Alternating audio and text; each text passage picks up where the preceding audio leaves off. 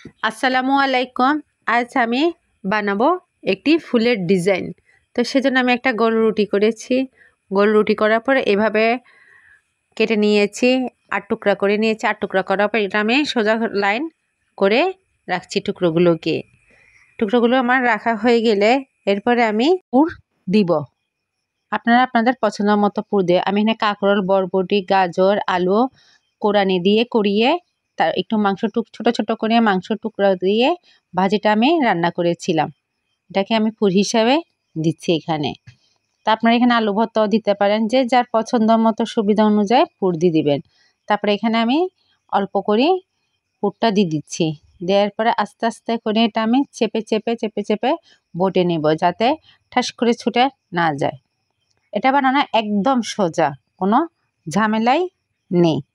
তো এটা আস্তে আস্তে করে আমি এভাবে বটিয়ে নিয়েছি। বটে নেওয়ার পরে এই যে দেখতে পাচ্ছেন কীভাবে চেপে চেপে চেপে চেপে এটা ভাঁজ করে নিচ্ছি। ভাঁজটা করার পর এটা আস্তে আস্তে আস্তে করে আমি বটে ফেলবো। তারপরে হয়ে যাবে আমার ফুলের আকৃতির শেপের।